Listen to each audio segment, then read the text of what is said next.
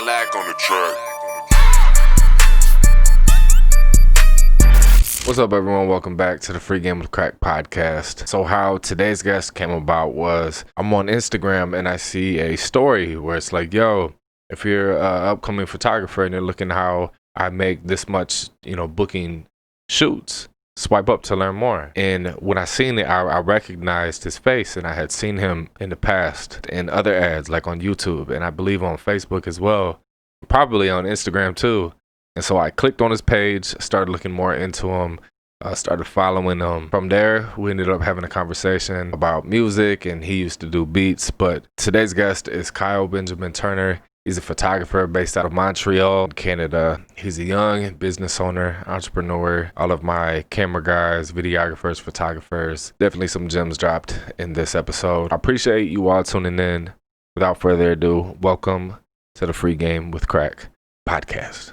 All right, what's going on, everyone? Welcome back to the Free Game with Crack podcast. Today, I have a very talented photographer, Kyle Benjamin Turner from Montreal. Yo, how's it going? Pretty good, man. How are you doing? I'm good. Staying active, staying busy. How about you? Yeah, same. I mean, doing as much work from home as possible. I have, some videography clients I'm working with, so luckily I'm able to do some edits at home. And thankfully, the city I live in is actually starting to open up a little bit. So I had my first photo shoot 2 days ago, which was pretty fun. First one in like 3 months. Nice. Yeah, I haven't shot a music video since the entire quarantine. Wow. But next Friday is my... Oh, yeah. Next Friday, yep, that's my first one, and then the following Friday. But so first, I want to tell everyone how I found out about you, and it was through... Sure. You've had ads on YouTube, right?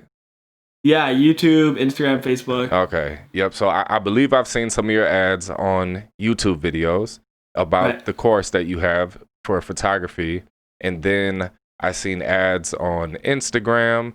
And around this time, kind of like where I'm at in my career is I'm very interested, and a lot of people around me are telling me that I need to look into putting together courses on the things that I know how to do. So when I kept seeing your ads, I'm like, yo, I want to take notes on him and what he's doing, because he's seems to have it figured out. So I started sending your ads to my behind the scenes cameraman, and who was one of the biggest, I guess, advocates of doing a course. So I'm like, yo, look at what he's doing. And then also he's a photographer. So shout out to Malik.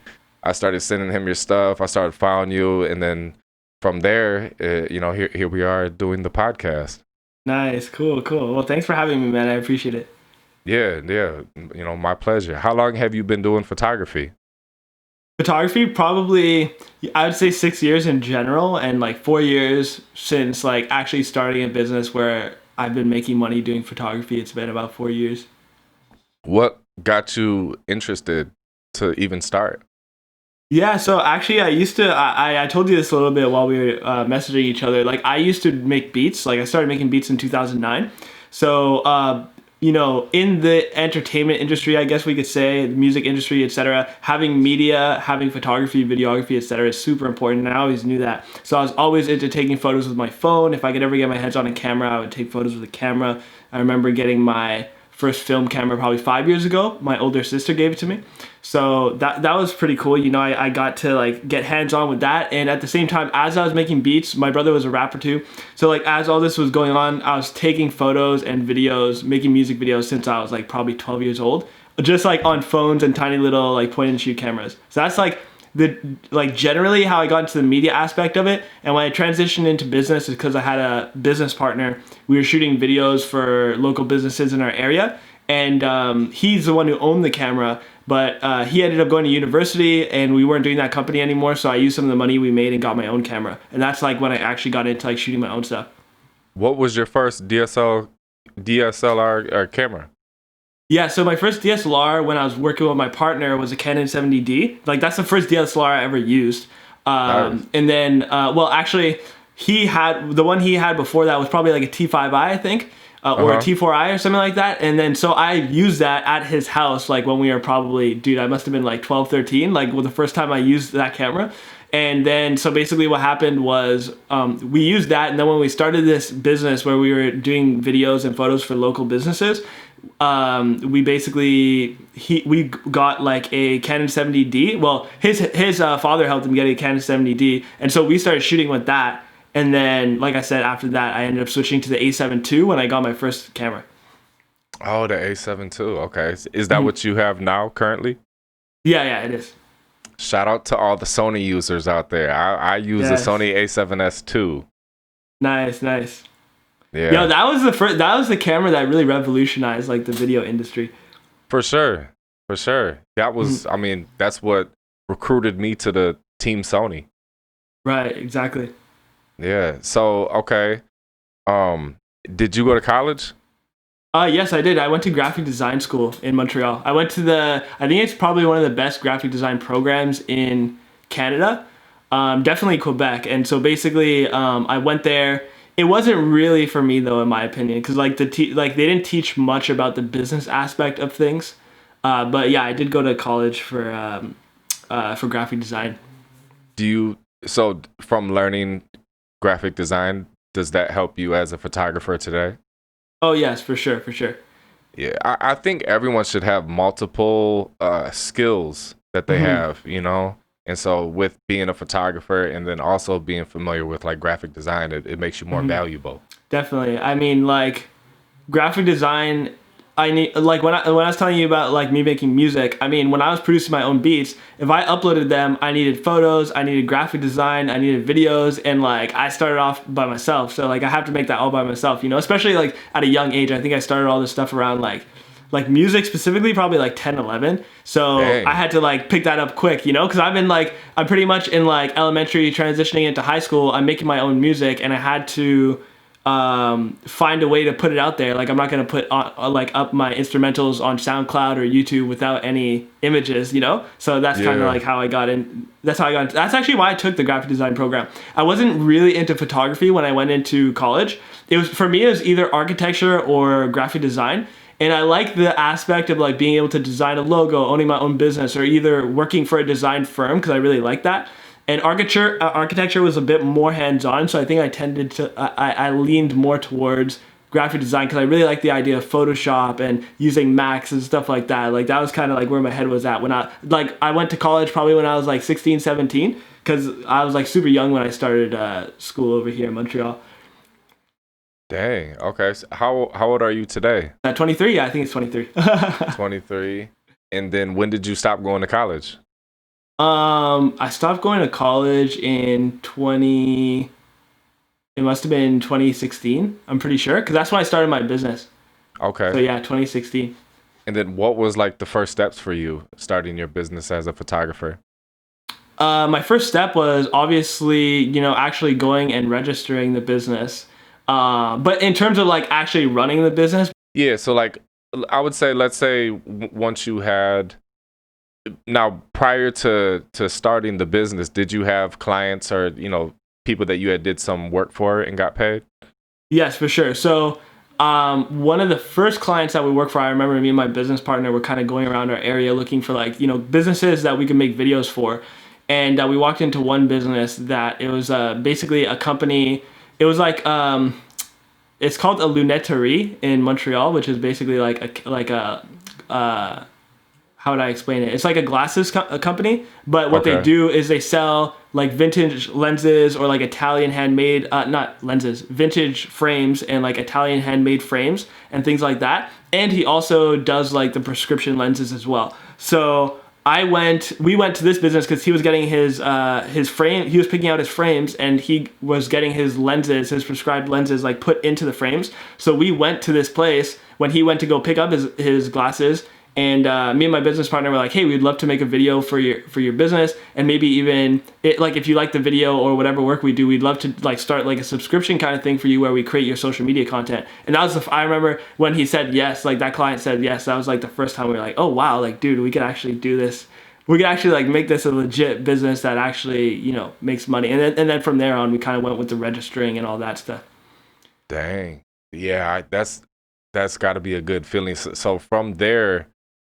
That's what you did then for the company was social media content?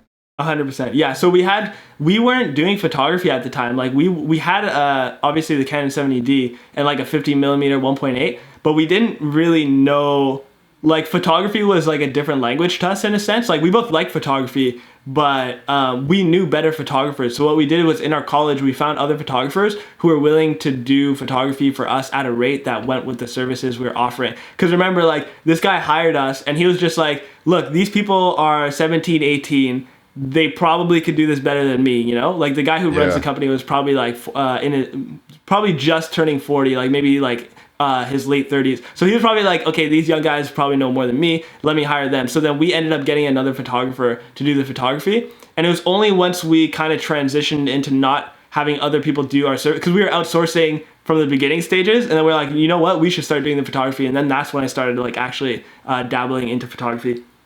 Did you get dressed up to go to the business that very first time? Of course, man. Of course. I remember doing that. So I own a CD duplication company, and Nice.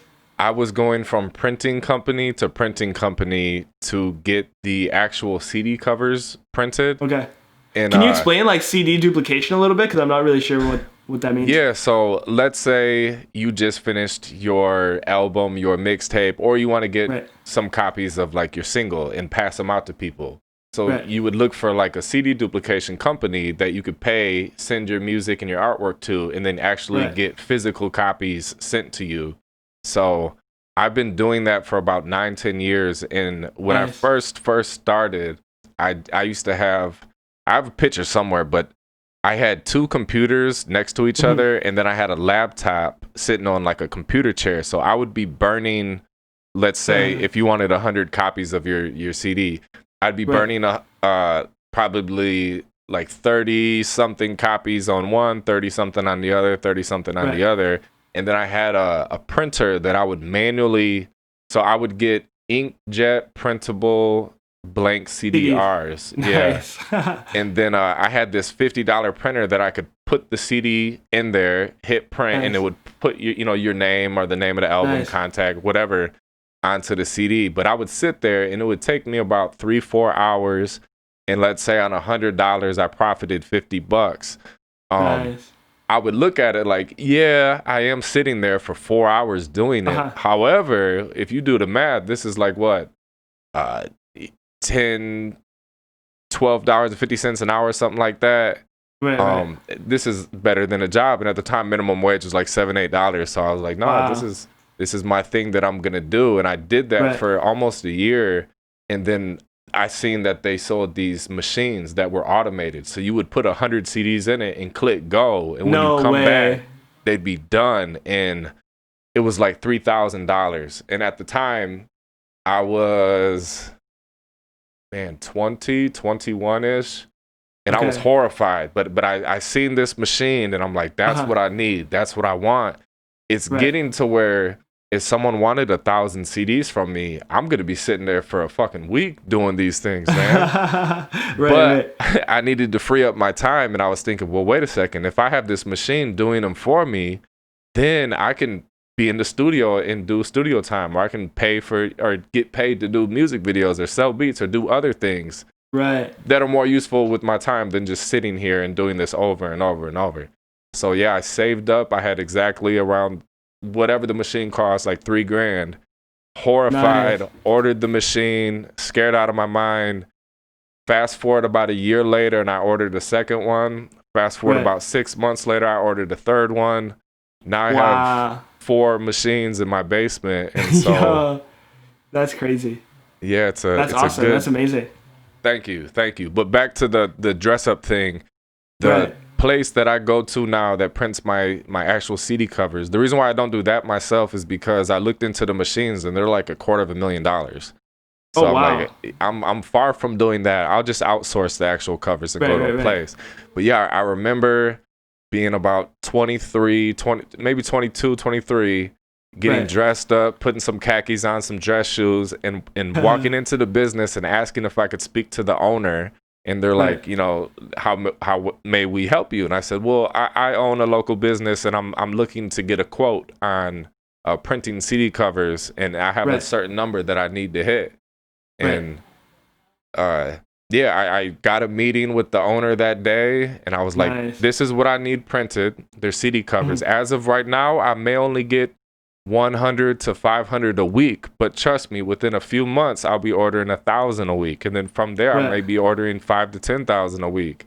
And I Right. said, if you can give me this price, that's what I need. And, I had obviously did the math, and I knew for me to profit double, like I needed my CDs cost this much, the ink cost this much, the cases cost this much. What I need the Right. covers to cost is right here, so that way I can run this business. And yeah, he said deal. And since then, I've probably spent over $100,000 at his company.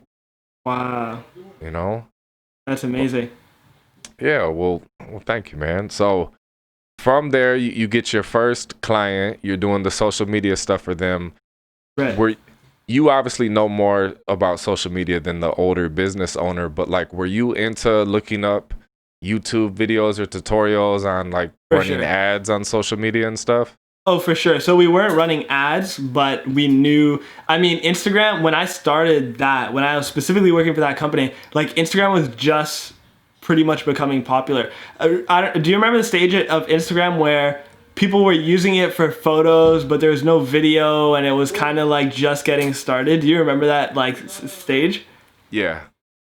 So that's kind of like where we are at. So with the business, we were creating content for their Facebook and their Instagram, but in their mind, they're like, okay, like we don't know what's happening with Instagram, right? Like it was just getting started kind of thing. All right. And then what was the next step for you, like getting business number 2? Yeah, so I mean, like the next step was pretty much just going like through people we knew through in college and high school, etc. You know, going through our network and figuring out like who are the next people going to be.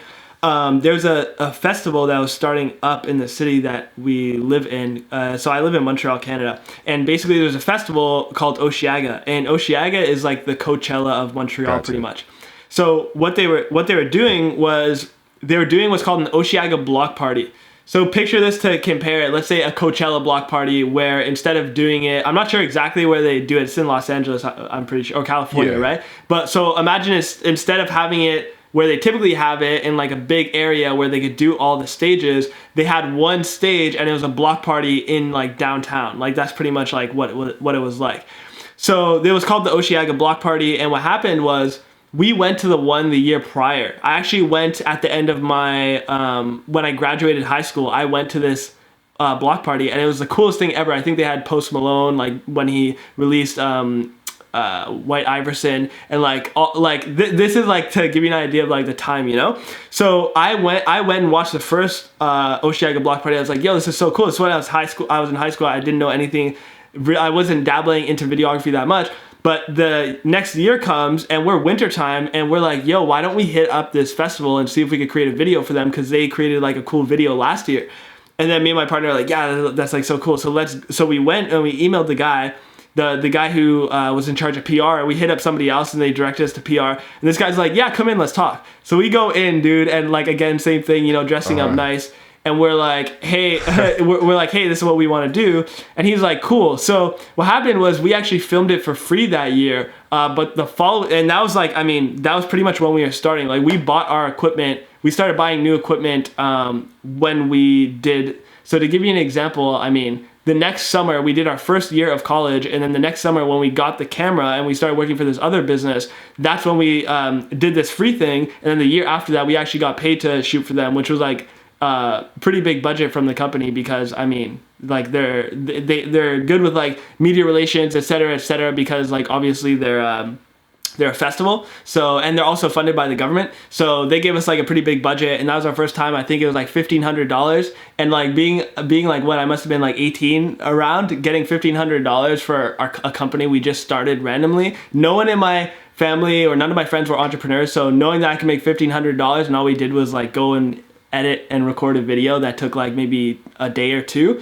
that was just like the coolest feeling in the world. So that was like the second big client. But in between that, we had some monthly clients who were like dentists and et cetera, which we kind of picked up through our network. Man, yeah, I remember the feeling of getting like the first big payment for work that you love doing. That's a priceless feeling right there. Did you Yeah. tell your parents, like, how was your parents' support with you wanting to be an entrepreneur when you said no one in your family was an entrepreneur, right? Right, right. So it was the thing is, so basically in Montreal, it's kind of weird to explain, but basically we have college and then university. They're like separate. So it's like 2 years of college, and then if you want to go to university, it's 3 years. So I went to college in like a what's it called, career program, which is graphic design, and I didn't go to university. So it's like what's it called? Like a graphic design degree is completely different from a, I guess, like actual university degree, and my family was like big on university. Yeah. And so they wanted me to go to university, and I'm like, no, like I want to continue running my business. So they were a little upset about that. They didn't really understand it. I just had to like keep pushing. And the fact that I didn't go to university, I mean, there was a ton of friends I knew who went to university, and so what happened was, I lost that friend group of people who went to university, and obviously there's like mindset and like social. How would I explain it? There's like some kind of like social narratives, I guess, where people think it's like, oh, you have to go to university. So like the fact that I didn't go to university, there's just like a lot of people I hung out with, which I was no longer hanging out with because I wasn't seeing them every single day. And I mean, so yeah, and then I was kind of on my own, and I was like, well, I have to make this work on my own. That's also the time where my partner went to university, and I continued doing it on my own. Yeah, I think being alone is great for like self-development. I spent Right. lots of time alone, and I still spend time alone, and that's like when you improve yourself, Right. or you come into a lot of like aha moments, or just discovering things that you enjoy doing, or your Right. passion, or like all that self-help, self-improvement shit happens when you're Hmm. alone. And so I think that that's good that you did do that. And then that's what made you realize, like, okay, you probably felt like a loser, right, for not going to the university. I mean, it was like, so I was like, I don't know if you know anything about Ty Lopez, but I'm Yeah. listening to this guy online, and I'm like, yo, he said it's okay not to go to university. So in my head, I was a bit hyped up. Actually, it was kind of the opposite. But I know what you're saying in the sense of like everyone else was kind of going. And I was just like, I felt left out in the sense that like, who do I have to validate my decision? Yeah, a lot has changed over time. So when I graduated high school, it was 2006. I'm that Right. old. And I just Wow. remember being at the grocery store and like running into friends' parents, and it was like everyone went to university, everyone went to college, Right. and so you would run into them. They were like, "Oh, how's it going? Where do you go to school at?" And I'm like, "Oh, I don't go." Like, "Oh, Uh-huh. you're still rapping? You're still doing music stuff?" And I'm like, Right. "Yeah, I'm gonna be famous one day." And it's like I Right, had right. nothing to show for it except for like my drive. But today it's a different conversation. But yeah, in the beginning, when you don't have anything to show for it, it's like, yeah, you just feel like I don't know, a social loser. For it's like everyone's going to university, you're not, Right. But Did you shit, end up finding like a click along the way?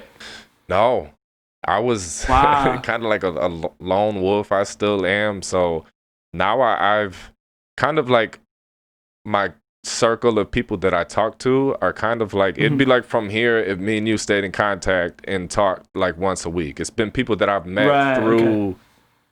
the real world, real life entrepreneur, social media connecting type stuff. And 100%. it's just hard to connect with people that live a complete opposite lifestyle. And when you're Right. an entrepreneur, everything is a risk every day. Like you have no idea if next month you're gonna make $100 or $10,000, but you know that you need to be constantly keep your gears churning and be thinking of new ways to evolve and take it to the next level. And all right, if I want Right. to double my income next year, what do I have to do? What things are working for me? That's where I want to get you to. So how many years were you doing the business work before you started doing your courses? Right. So, I mean, I started the course probably. I mean, it took me a few months, probably 3 months to record the course, but I think I launched the course probably 6 months ago, maybe a little bit more than that. What made you want to do a course? Obviously, you probably seen ads every day of other people doing courses, and then did you think to yourself, shit, I can do this myself. I make money doing photography. Is that what it was? Yeah, so I mean, I just remember being at a point probably like 2.5 years ago where I was just like hustling, trying to figure out what it was to consistently see clients come in. Because I looked up to like, other photographers who are, let's say, like 30, 40 years old, and they have consistent clients. And I'm like, how can I do that now? Because I'm young, I want that now, And I know seeing online, I saw some people around my age who seemed like they were doing it full time, which is I never could really know, because online with social media, I might think a guy with 40,000, 80,000 followers is doing it full time, but he might not. So True. I was kind of in this place where I'm like, I feel like there's people doing this. How do I do that? And I was struggling. And I remember when I finally figured out it like kind of clicked to me when I started seeing like consistent clients come in, did my first month, doing $2,000 in sales, and it just kept climbing and climbing. And I was like, as it was climbing and it was consistent enough for me to be like, yo, this works. I was like, I have to tell people, like, I have to show people what I'm doing so that they can basically follow the same process.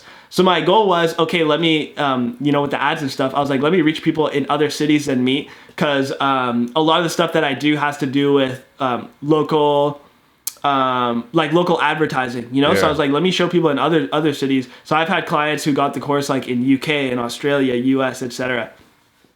Nice. Mm-hmm. What was, I guess, like, let's say someone wanted to do a course, like, what was step one? Or even before that, how were you branding yourself as a photographer and getting out there to build your following prior to having a course? Right. So before I had my course, I think I was probably at like maybe 4,000 followers. So I did have a following, especially at the time, I think like 2 years ago. Like now so many people have a lot of followers, but about 2 years ago, I had about 4,000 followers. And that was pretty big for my city. I mean, like the average photographer who's doing well here has like 3,000. So I had about 4,000 followers, and I was always posting content. Like I just had because I was business oriented, a lot of people in my area who are photographers are doing photography for fun, and they're not expecting to do it full time. So I just had this mindset in me where I'm like, no, like I'm going to do this. I'm going to start my company. I'm going to do et cetera, et cetera. Even social media advertising, I was dabbling in a little bit because of my previous company.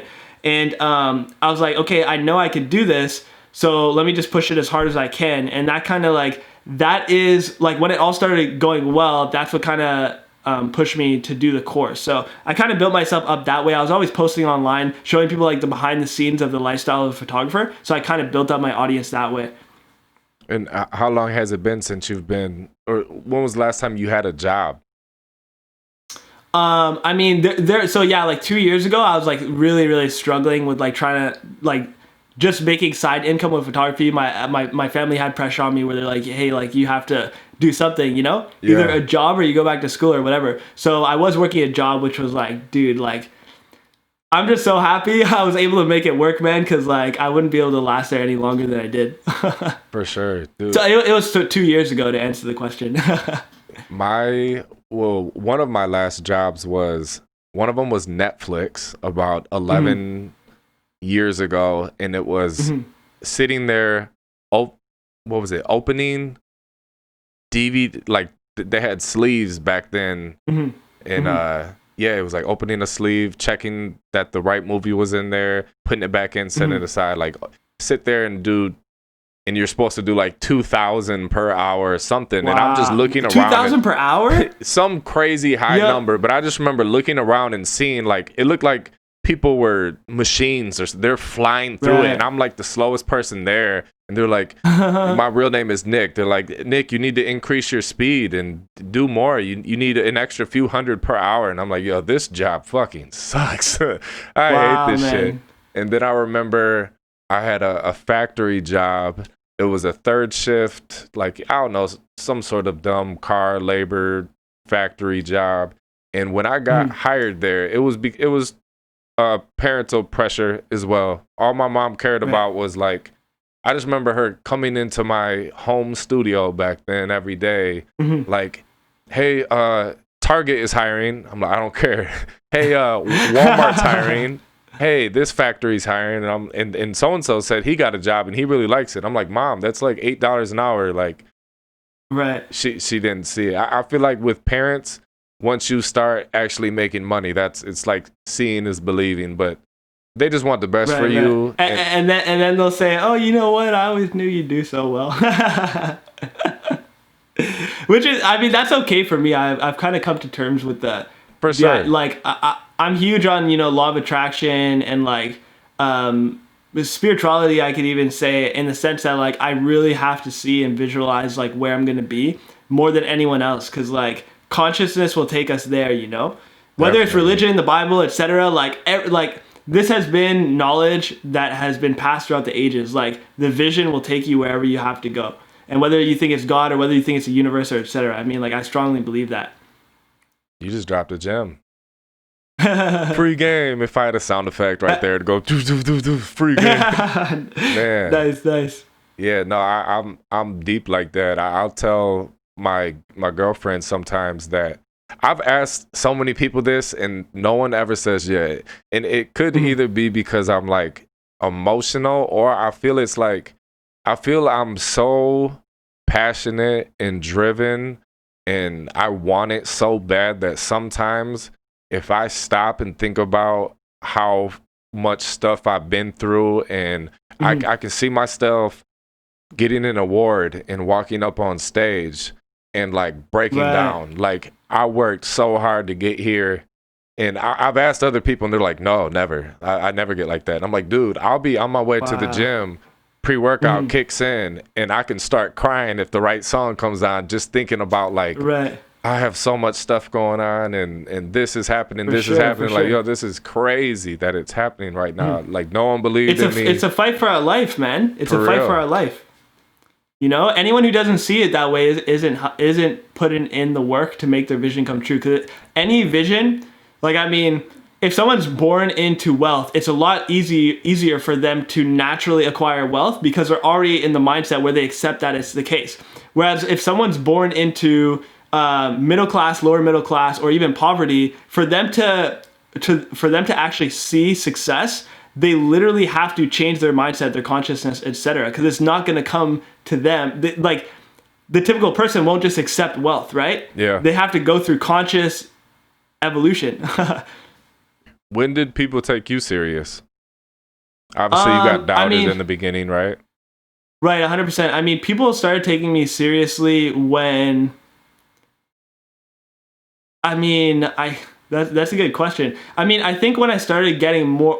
I know for sure, like, when I started traveling with clients, when people started seeing me traveling to, like... I mean, I think I've been to 8 different countries and 15 different cities now. So when people saw me, like, posting on Instagram, stuff like that, I'd come back to my city and they'd be like, Kyle, yo, it's so crazy, man. Like, you're doing so well, etc. So, like, yeah. And I think the first time I traveled with a client to multiple cities was 2017. 2016, 2017. So that's really when people started saying, oh, yo, Kyle's like killing it. Especially kids from, college/university who saw me. And I was always like, yo, screw school, screw this, screw that. And they're all like, yo, this kid's like not in school right now. And he's talking like this, listening to Ty Lopez or whoever it is, Grant Cardone, whatever. And they're like, yo, this guy's crazy. And then I just started doing all these big things, and they're like, oh, it makes sense. But I had to visualize that first. I couldn't just say, oh, I'll never make it, and then take action. Like, I really had to understand where I want to go. There's always a vision that's bigger, For sure. Yeah, it's like the proud but never satisfied thing. Like, I was telling the artist the other day, so I started doing like one-on-one coaching calls just from getting so many questions. I'm like, well, shit, I might as well offer this as a service for anyone anywhere that has questions. They can, pay for a call. But we were talking about, he had an opportunity to do, it was kind of like, it could have been a life-changing thing, but then he had a daughter and then, he'd be away from her and this and that. Right. And I was telling him, okay, I see what you're saying. You want me to agree with you that not doing it is the right answer. I completely disagree. I think that you should do it. Like, this is a chance of a lifetime. However, if you decide not to do this, you need to wake up every single day just like me and think, I fucking hate my life. I can't stand my life. I have to do something to change my life. I'm not satisfied.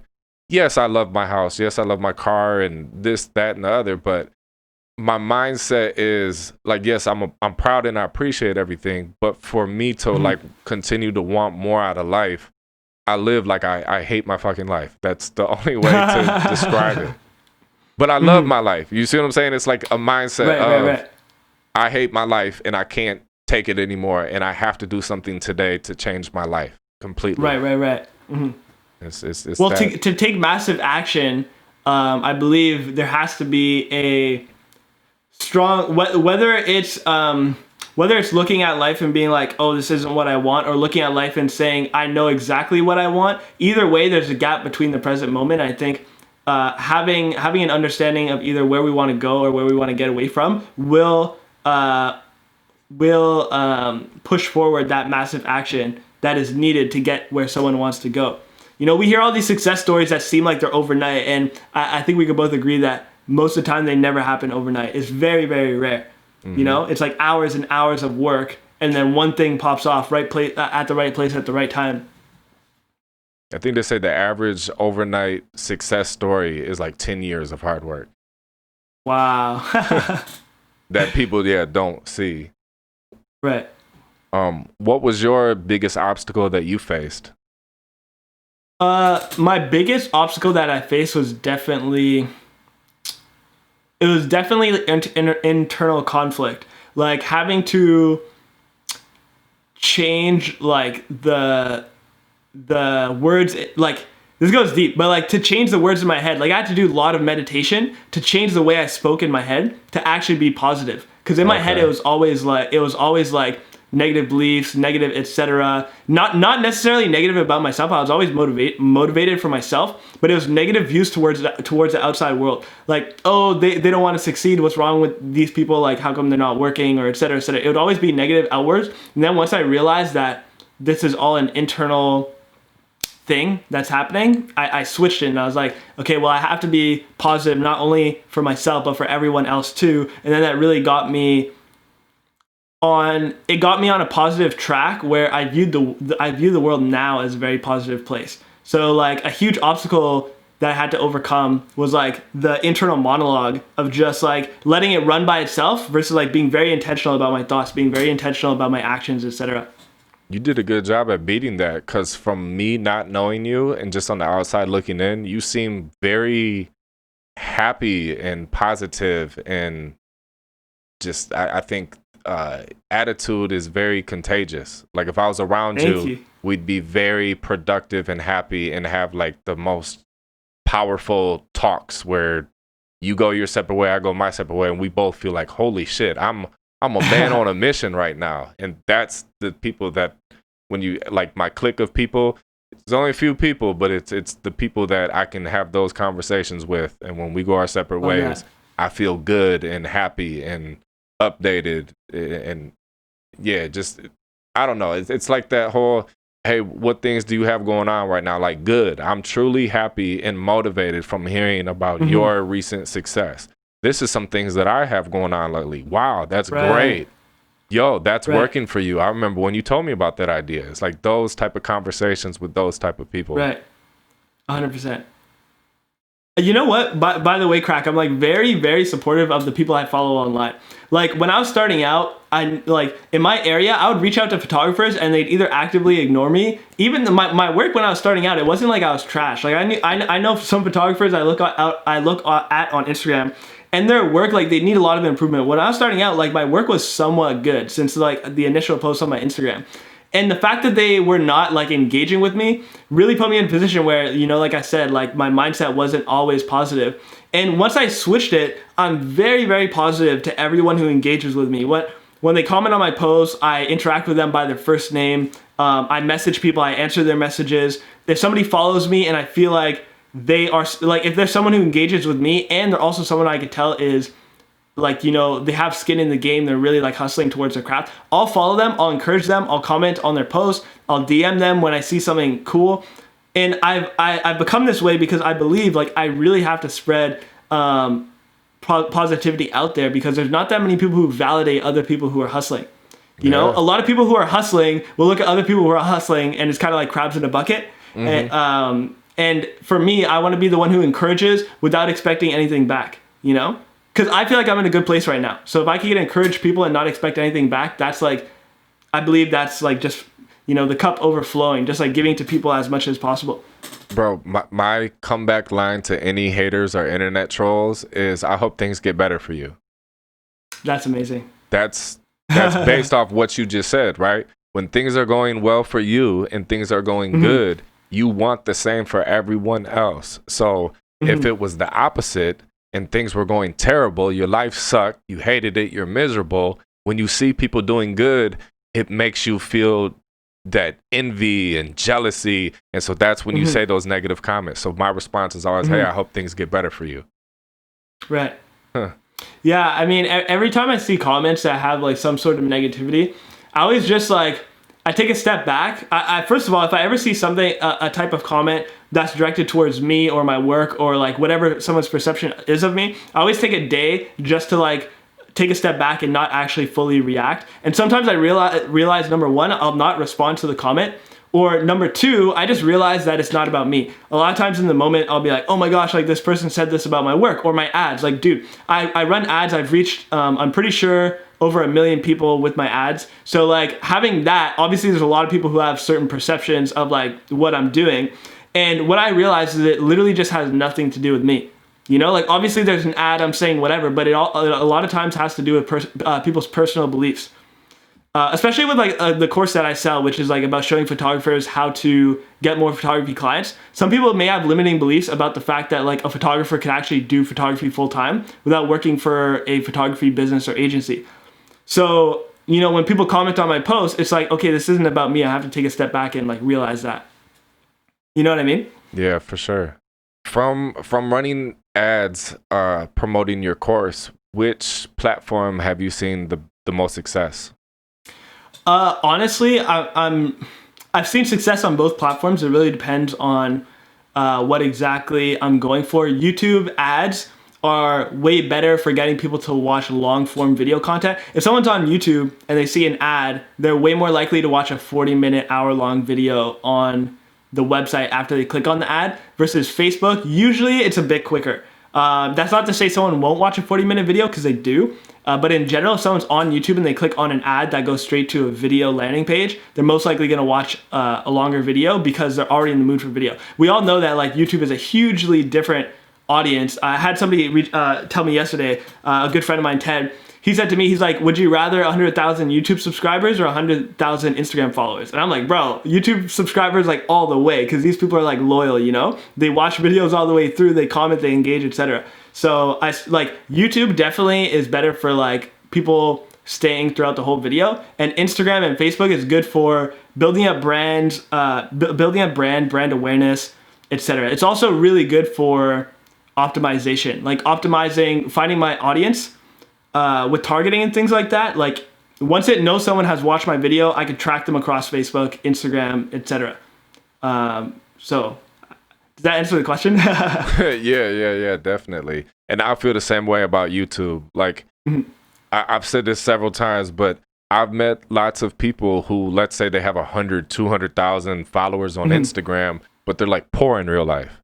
But the people that have 100,000, 200,000 subscribers on YouTube, they're successful, and then they also have a big following everywhere else. It's like YouTube is the top of the pyramid, and then everything else trickles down to where they're successful. And then, like you said, it's more loyal, it's longer form content. 100%. Yeah. Because people get to know the personality. I follow a lot of people online, and I don't on Instagram, and I don't know their personality at all. You know what I mean? For sure. That's something that I always try to get across. Like Malik, my behind the scenes cameraman, how he was describing me the other day. He was saying, because I just started doing a lot of tutorials this year, and I know that that's a great way to build your audience and get more people to find you if you do videos answering questions that they're looking up. And what he gave me a compliment, but it was kind of like talking shit a little bit in the same way. He said, you don't say extremely like smart, boring big words that'll like scare people away, but at the same time you don't talk like a dumbass. You talk, he said, you're like a mixture of both. I was like, okay, good, yeah. I'm That's speaking to good. the That's average good. person out there, but yeah, I say a couple big smart things here and there, but at the same time, I'll say shit. Right. How long have you been going hard on YouTube? I mean, I started YouTube when before I had my first camera. So I mean, probably 2014. Yeah, I'd say 2014. Like, okay, let's say a month of content for you. Like, let's say the month of June that we're in right now. Right. How often do you try to post on YouTube? How often do you try to post on Instagram, Facebook? Do you post different things here, different things there? Now that I've launched my course, I've tried to create content for across the board. I don't have a specific schedule yet for YouTube, mostly because most of my photography clients and course clients currently come from Instagram and somewhat Facebook, like my personal profile. Although I do believe YouTube is very, very powerful, so I understand that, and that's something that I'm working into, like my photography business and my course business. But as of right now, I don't have a specific schedule for YouTube. Yeah, I would say for you, it should be similar to me. And it's kind of what you said, where my Instagram and my Facebook attracts customers, which customers for me are like rappers that book me for music videos or buy beats or buy studio time, buy my services. And you know, like you were saying, it's you build your brand with those platforms. But then YouTube would be more so, if I was guessing for you, you're going to attract other photographers, not clients, but photographers. Right. And then that's where it would help you push your course. Right. For me, I don't have a course yet, but I do offer the coaching calls, and I have had a few from YouTube. Because what you're doing with YouTube is you're saying, hey, I am an authority in this topic or in this field. And here's why. Here's one video showing you shutter speed with cameras. Here's another video with, I don't know, lighting or color grading, color correction. Right. You keep putting out these videos after videos, and you're showing how beneficial and how much you know about this topic. So then let's say I'm a photographer and I am struggling. I watch a lot of your videos, but I have some specific questions about me that I need to, answer. That's where if you offer that type of one-on-one or coaching or a program or a course like you already have, where maybe in your course it does go over start to finish, kind of like no matter what question you have, somewhere in this course I'm going to go over it and purchase my course, right? Yeah, well, what, Crack? I actually introduced a new part of my course where there's a schedule a strategy session button. Okay. And when they click that button, they can actually hop on a call with me. And because of the price point of my course, I'm actually able to do that. So I added a schedule a strategy session button inside the course.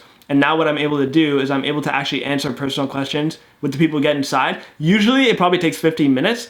And a lot of the times they can actually just message me and get an answer to the question. But for the odd person who does actually need help, it's very, very beneficial to be able to take a course with everything I've outlined, and then for them to be like, hey Kyle, I ran an ad but it didn't work. Or hey, I messaged this client but I'm not sure what to say at this point.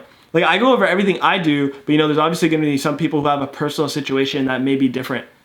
Yeah, I'm the same way. I always tell people, if you ever have a specific question, feel free to ask me anytime. Like, obviously, there's no charge for that. But then if it gets complicated and you're like, yo, how do you shoot a music video? It's like, that's a very, I'd write a book to answer that question. So that's where I should have a course that shows people start to finish how to shoot a music video or how to make beats or how to make a living selling beats or all these different things. And yeah, I feel like by the end of this year, I should have a course for all of the different things that I do, is my plan.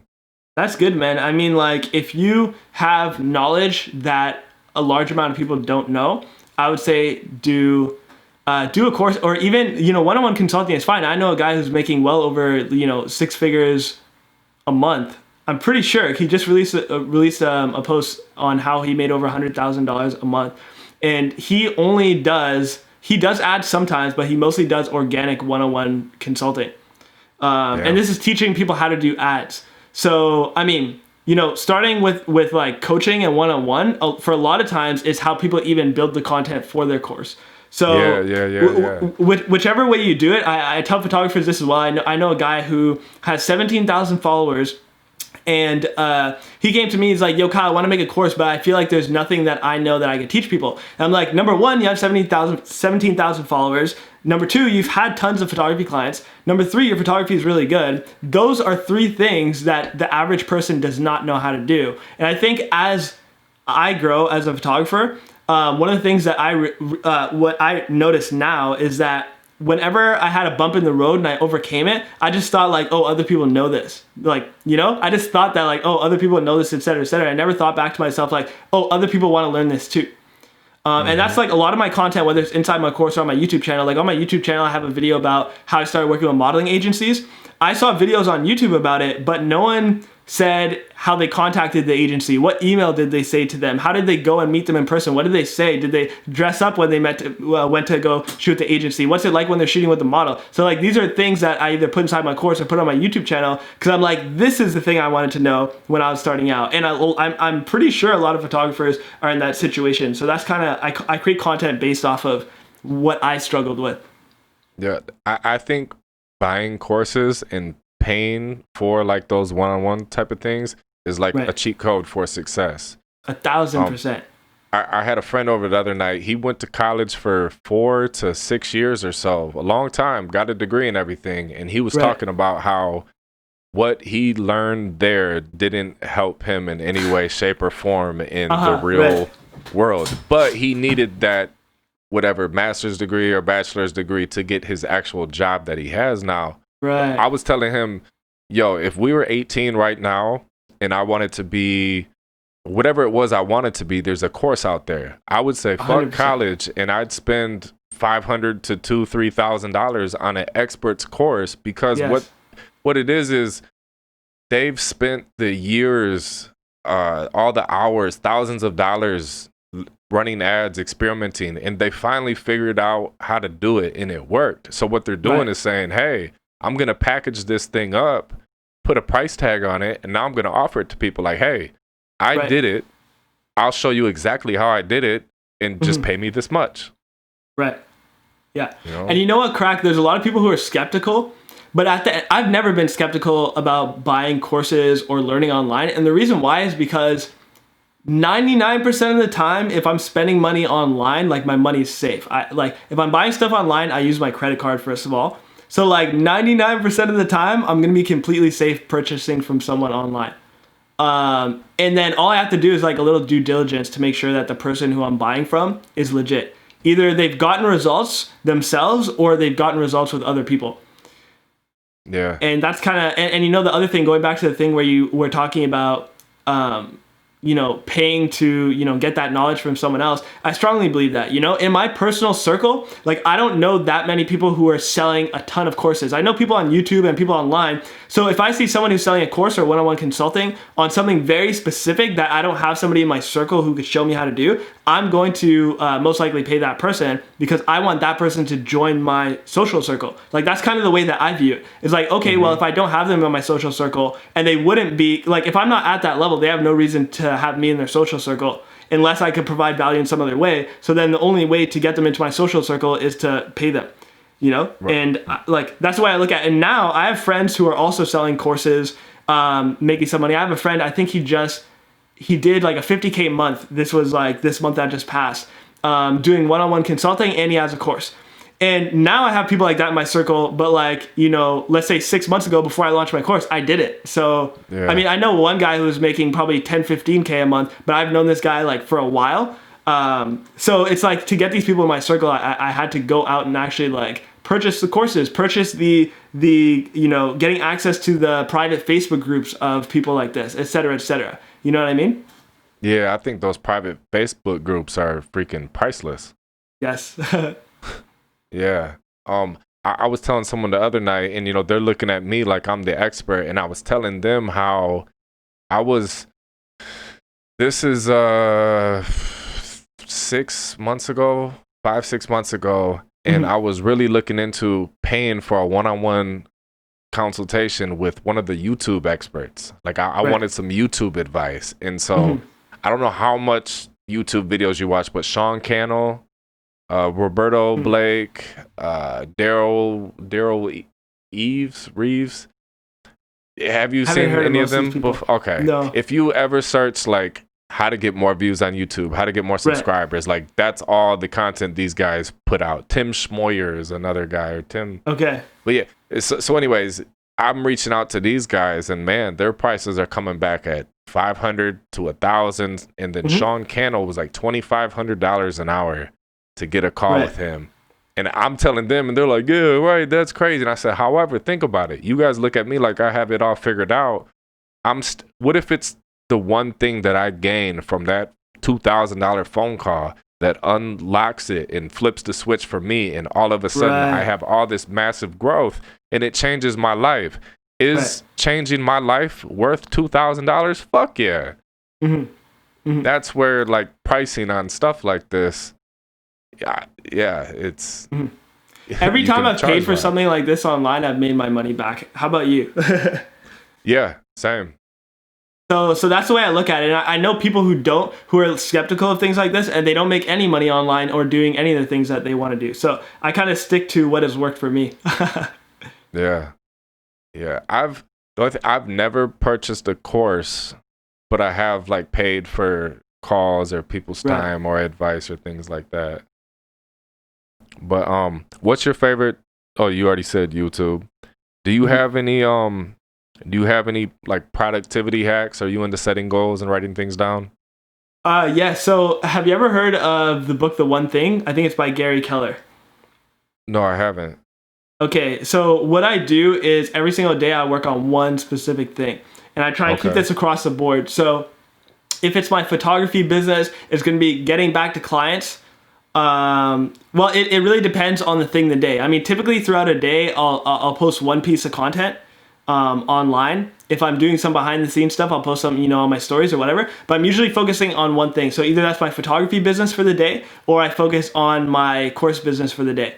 And that has really like just helped me improve my productivity, because now I'm not focusing on 10 different things at once. And once I'm done that one thing, I'll move on to the next thing. So it's not like I won't wake up and be like, okay, there's 3-4 different things I have to do today. I'll wake up and I'll go, okay, this is the one thing I have to do today. And then when that's done, I'll be like, okay, what's the one thing I should do right now? And then I'll go on to that next thing. But I try not to have like 5-6 different things on my mind. Yeah, that's a hard thing for me. Because I always have a to-do list. I always have a marker board with videos to edit or things that I need to do. And some days, like you said, it's a lot better to just focus on one thing. Because with me, sometimes it'll be like, well, shit, I don't know what to do right now. I could do this, or I could do that, or I could do that. Like, there's 30 different things that I can do right now. They're all written down on my list. I don't know which one I feel like doing the most right now. But yeah, no, I've done that before, and it does work, where you just narrow it down to one. And usually for me, it's like a video. I would say a video for me is always like the one big thing, but then I always have like 5 or 10 smaller things. Right. Okay. And as an entrepreneur, that's the thing, where it's like we're the one who's the decision maker. So it's up to us to make the most important decisions. And the way I usually look at it is I try and think of what's the one thing for the day that will provide the most value to the most people. And then the second thing is, these are kind of like equal, I would say, is what's the one thing that's going to have the highest return on investment in the next like month. And then usually I'll work on that thing. So let's say, for example, the day before I got like 3 emails from clients. When I wake up in the morning, I know that that's going to have the quickest return on investment if I answer them as quickly as possible. So those are probably going to be the things that I get done first.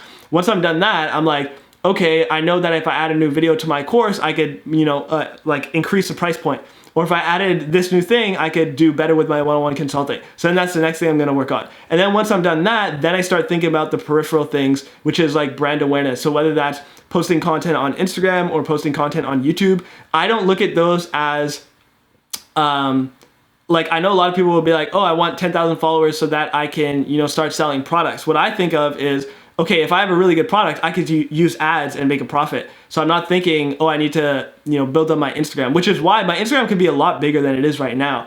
And the reason why it's only at like 11,000 followers is pretty much because I would rather focus on my photography business clients, my course business clients, and then, okay, now I'll post some photos on Instagram. Now I'll post some photos on YouTube, which is completely different from when I started out 4 years ago. And I was like, oh, I'm just going to post as much as possible because I didn't really understand the feedback loop, right? Like I didn't know that posting a bunch of content wouldn't necessarily get me a ton of clients. For sure. Yeah. Yeah. How you were talking about what's gonna give my business the best ROI. Where I'm at now is this is the year for me of like extreme expansion and pretty much hiring a team. So a lot of it all happened during this quarantine. It was kind of like the breaking moment where I started my life prior to quarantine revolved around customers. So every day it was either shooting a video for a customer, editing a customer's video, recording and mixing a customer's song, studio sessions. And it was in such demand that I never had time left over at the end to focus on little old me, you know? Right. Here and there I would. And so that's how I do have content out there, or vlogs of me, or beat making videos, or filming tutorials.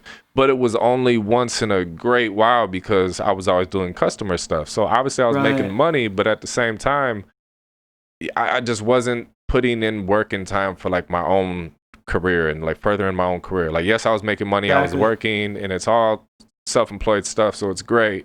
But this first few weeks of quarantine, me being caught up and having no more customer work, it was the first time in 8 years. And I just sat there and was like, what do I want to do for me? Man, I've been wanting to have a funnel, like a click funnel where I do to sell my beats. Okay, that's getting done this quarantine. What else? I want to start a podcast. You don't even have that yet? That's crazy. I know people doing $1 million a month, like selling beats, you know, not personally, but I mean, there's people who are making like $1 million a month. The guys that you're talking about, Legion Beats and Anno Domini Beats, they both got an award from ClickFunnels for making $1 million in a year selling beats through ClickFunnels. Those guys I've talked to, those guys are coming up on the podcast. And nice. Cool, very nice guys, very open, ready to share the game. And but yeah, it's just I never had time to do that. People hit me up all the time about how much you charge to mix my songs. I don't have a send your songs in to get mixed website, so that's coming out next week. Just so many different things where it's like, let me turn down, let's say $1,000 from customer work. It sounds dumb to some people. Let me turn down $1,000, maybe a few $1,000s, and let me set this stuff up that's gonna get me to. I guess a better example would be, let me turn down $10,000 or $20,000 this month, but I'm gonna use this time and these skills and websites and stuff that I'm putting together. This is gonna make me $250,000. Yes. And it's those things. So same thing. I'm always with my CD duplication business. I'm still able. Me and my girlfriend are still able to do it ourselves in the basement. Where it's at right now. I have lots of good problems. Good problems being like, I can't promote any of my businesses because if they got any busier, I wouldn't be able to maintain them, you know? So the solution is you hire people. So now at my studio right now, while we're doing this podcast, I have an engineer doing a session, 12 hours today, noon to midnight, studio time. Meanwhile, I've been doing work at home all day. We're doing this podcast. I have another one after this, and man, it's delegating. That's the word of my 2020 is delegating and expanding and hiring a team. And in the next 2 months, I'm gonna have 1 or 2 employees that are doing my CD duplication stuff. Nice. Malik, who I mentioned, he's the one behind the scenes that's making this podcast work. And you know, you need micro content, and someone's got to sit there and edit the podcast to make the micro clips and put the subtitles 100%. Across the bottom and the headline at the top. Like he's the one that you know, I realized like, normally I'd always be like, I'll do it myself. And this, I'll do it myself. Well, after I'm old enough now to know, okay, there's only so much I can do, and I'm actually holding myself back and hurting me in my growth by trying to do everything myself. So, yeah, I'm all about. Anytime I'm sitting there, I'm thinking about what could I hire someone to do for me now? What are other things, and what's the best ROI? The other day I went live for the first time in a while on Facebook. I made a beat in about 20 something minutes. And when I last stopped selling beats, exclusive beats, they were like $300. And an artist hit me up on the thing. He said, hey, if you finish this beat, let me know. So I'm live, about 22-minute video of me making a beat. I get done. I said, hey, man, I finished the beat. He said, how much? I said, well, I'm going to put it on my website eventually for $500. If you want it, I'll sell it to you for $300 right now. He said, boom, sent the money. I sold it. And I'm like, that was about 20-something minutes of my time, and it was $300 payoff. Wow. If I'm my own boss and I'm speaking in third person, it'd be like, hey, Cracka, we need you making beats for 4 hours a day. Right. That's what we need you to do. Okay, yeah, you got to be the one to do the podcast too. But as soon as the podcast is done, we need you back making beats again. We got to make money. Instead of you sitting there packaging CDs for 3 hours every morning. Oh yeah, no, let's hire someone to do that. We'll give them $12 an hour. We need you making them beats. Right. We're gonna make $1,000, $2,000 a day from making beats. Right. Only you can do that. It's that delegating. It's a very good problem to have, and I'm excited. Are you still partnered with your business partner, or has that changed where now it's just you? We're still friends. He just went to university. He's since left university. So, but yeah, I mean, we're still friends, but we're not doing that together anymore. And I also transitioned to focus solely on photography and a little bit of videography rather than social media marketing, which is kind of pretty much what we were doing. Gotcha. What was the one most important thing that got you where you are today? Most important thing is definitely mindset, and not I want to word this in the right way. It was intentional mindset, right? Or intentional thoughts. Because a lot of the time I would be like, I didn't really know what intentional meant. So like everything I was doing, I was like, yeah, I want to be successful. I want to be that. I wasn't being that. I want to be that. But I wasn't focusing on where am I currently at? What were my past? What are things that have repeated themselves? Like if I had a client who, let's say, disrespected me, did that repeat itself and why? Is it a personal issue? Do I not have self-respect? What is that? Like becoming very intentional about my actions, my decisions, my personal thoughts and beliefs. Becoming intentional about that has literally changed my life, because now that I'm intentional about those things, I could actually determine and qualify the things in my life that are putting me on the right track and pushing me forward versus the things that are not. And before that, when I was not intentional about my thoughts or decisions, I was not able to qualify the things in my life to see if they were bettering me or pushing me back, because I never determined those things in the first place. So definitely like intention and intentional mindset, like that was huge for me. Man, yes, self-awareness is big. And then from what you were saying, like you definitely have a lot of your own accountability. Right. Thinking to yourself, was it something that I did? Is it a me thing, or was that just a one-time thing with them? Right. Cracka, I see some people on Instagram, they'll be like, they'll talk about their negative experiences with photography clients. They'll put like memes out and stuff of like photography clients not treating them right. And I'm like, yo, that never happens to me, because I put myself in a position where the people who do reach out to me are already pre-qualified, and the people who I do work with are qualified. Like if I find out a client is not someone I want to work with, I'm not going to accept them for the money. And that's hard for some people when they're starting out because they want the additional money. But the fact that I'm able to do that means that I have self-respect, and it means that the people who I work with also have self-respect. So all these memes that I see, I'm like, they're not even relatable. Mm-hmm. You get what I mean? How do you attract the clients that you want? Yeah. So like, is that like a question or rhetorical? Kind of a question. I have an answer in my head. I want you to answer it first. But yeah, how would you attract the clients that you want? Well, I'll give you an example. I had a one-on-one consulting call with a photographer recently, maybe a month or two ago. And he got on the call with me, and automatically I'm like, hey man, so can you tell me where you're at with photography? And automatically he probably went on Crack for like 10, 20 minutes telling me about his life story. And he's like, I just realized that people don't want to pay me what I'm worth. I get $75 shoots, $100 shoots when I should be charging $400.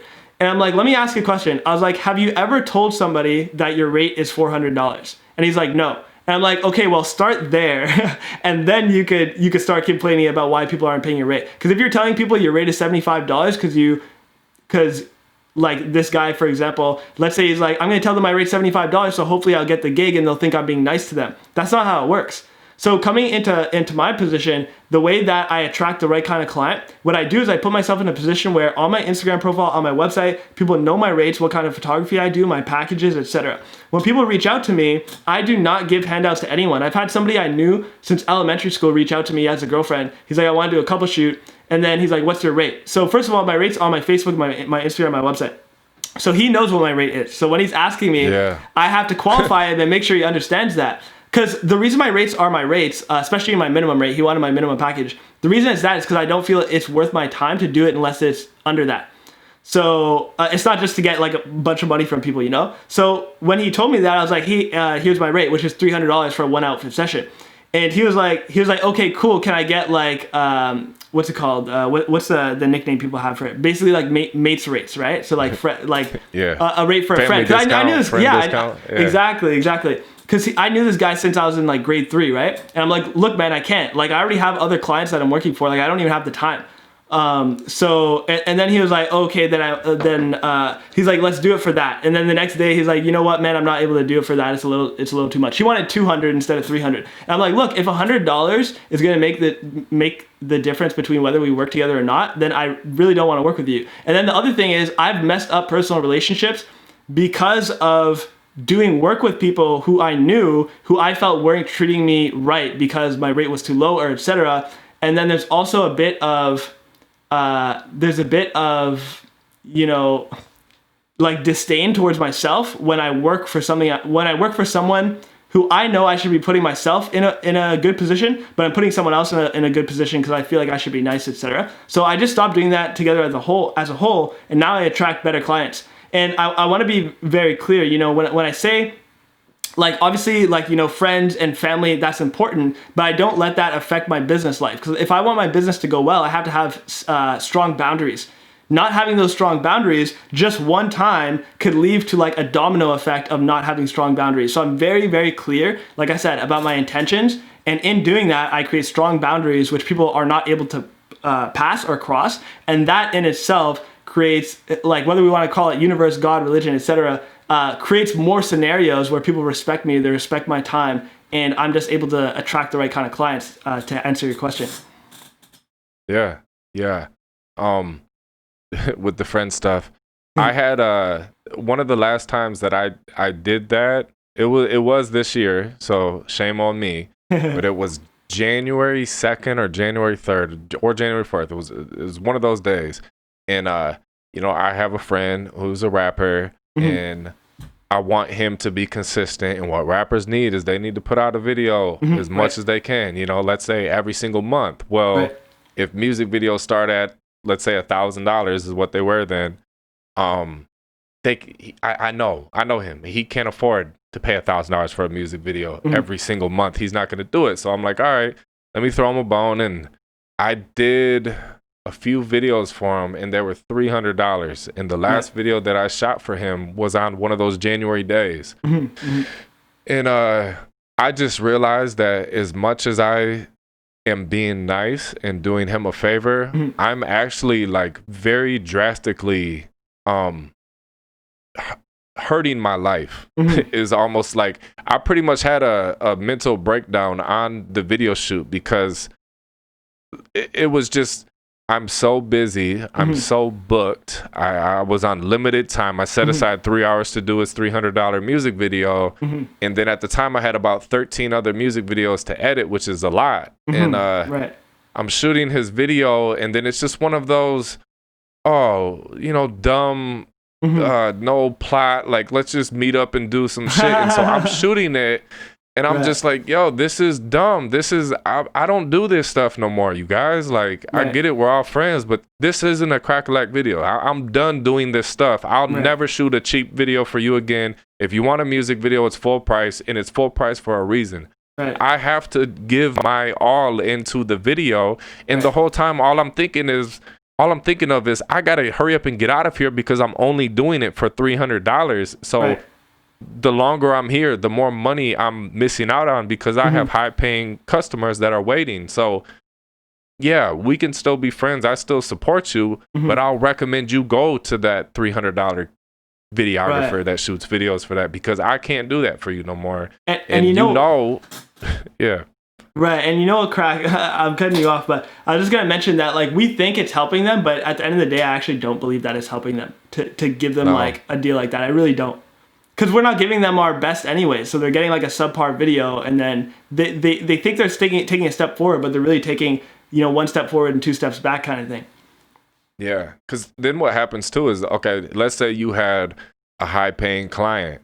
It makes it makes our job better because let's say it's a high paying client and they have an Airbnb and then they have a makeup artist and it's like all these extra things. So now it makes our job better. Like, oh, you're shooting inside this fancy Airbnb. But when you're doing a friend a favor that's saving some money and it's a low budget thing, it's not one of those next level videos or photo shoots for you because they're trying to save some money. So it's you doing, okay, what kind of photo shoot would I do 3 years ago? Okay, we're going to meet in the alley and do this. I got to hurry up and get out of here, give him his deal. It's just not beneficial all the way around, honestly. Yeah, man. It's, I mean, we all have to go through that as photographers and videographers, you know what I mean? Yeah. What are things that you're working on right now? Or what's coming up? What is your big goal of this year? Yeah. And then obviously things you're working on. For sure, yeah. So my big goal this year is I really want to inspire as many photographers as possible. Of course, because that's what my course is about. And I really want to grow my photography business as well. Because now that I'm showing other photographers how to grow, I also want to keep in mind like my growth is still important. So there's a lot of things that I want to do with my photography business. So that's a big focus of mine as well. And yeah, I kind of leave stuff to the present moment. I really focus on what I could do now. So even little things like this, like I love doing, well, this isn't little. I actually believe this is like, these are powerful moves that I'm taking in the present moment for me and for you, for our futures, right? So I really try and stay as present as possible. But yes, of course, like always constantly improving, doing better. And I believe, like I said, I'm very intentional with the things that I do. So everything that I do, I make sure it's the right thing at the right time. So yeah. Kyle Benjamin Turner, thank you for being on the podcast. Thank you so much, man. It was really great. It was cool speaking with a like mind, and I'm sure we'll be talking after this as well. Yes. Shout out. Where can people follow you, find you? How can they get the course if they're interested? Yes, for sure. So Kyle Benjamin Turner on Instagram. So Kyle Benjamin Turner, it's all one word. On Instagram, that is where, you know, most of my stuff is. My photography work, my videos. And then there's obviously the link in my bio goes to my website where I have my one-on-one consulting for photographers if they want to learn how to better their business. My course is there as well on how to, of course, better their business as well. And I'm also working on some new stuff in the future. I want to help photographers with their actual photography skills. So that's all going to be on my website, which is kylebenjaminturner.com. Perfect. Yeah, you got that right, man. Sweet. Thank you so much, Crack. I really appreciate it.